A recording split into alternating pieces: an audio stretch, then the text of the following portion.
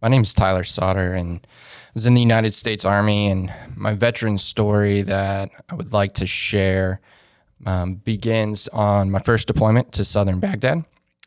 I was 18 years old, pretty young in the Army. In fact, I was the youngest deployed soldier in our entire brigade of about 4,000 soldiers.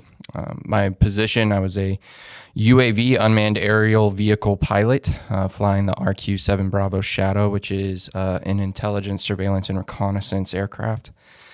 And going into country, the thought process to myself was, I'm not one of those guys putting on my body armor and grabbing my rifle and going out the gate every single day. And so what difference am I making here in the war fight?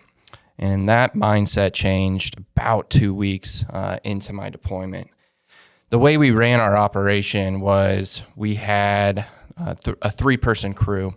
One of those individuals would be the aircraft pilot, directly flying the aircraft. The other one would be a payload operator, controlling the camera angle, the clarity of the camera. If we were using infrared, they would be able to adjust the infrared to make sure there was a clear picture. And the third position was a mission commander. And the mission commander sat inside the tactical operations center and was the direct interface to the aircraft pilot and the payload operator with command battle staff. I was qualified in all three positions, and the story I'm telling is the position I was in that day was the mission commander. So I was sitting inside that tactical operations center. We got a report inside the talk that there was some troops in contact. And so we went ahead and we were able to get on scene very, very quickly. And when we arrived on scene, it was chaos.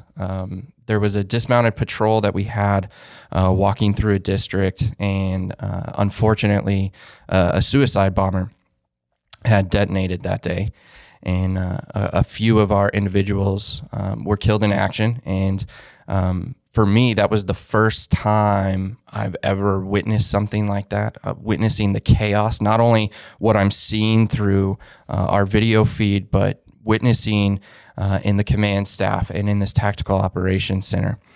And I remember once the whole scene kind of cleared, we were able to assist getting QRF out there, quick reaction force teams out there. And our video feed was really the asset that the battle command was able to make their decisions and make them in a timely manner. And I'll never forget, the scene was over, and I walked out, and I just kind of thought to myself, and I was like, man, that was crazy. I've never seen anything like that. And later that day, the team that was the dismounted team had arrived back, and I went up and I got to speak to some of the individuals that were out there. And I was almost apologetic. I said, I'm so sorry, I couldn't do anything. We were watching. And the platoon sergeant for that team, I'll never forget these words. He said, hey, man, you're our eyes in the sky. You're the reason they were able to react, and we were able to get more teammates out there to assist us. And at 18 years old, that really made me realize very quickly that it's more than picking up your rifle, putting on body armor, and shooting bullets downrange to be a service member or a member of our military. It takes everyone from the folks that process pay to the cooks in the chow hall. If one of those pieces is missing, the machine doesn't work.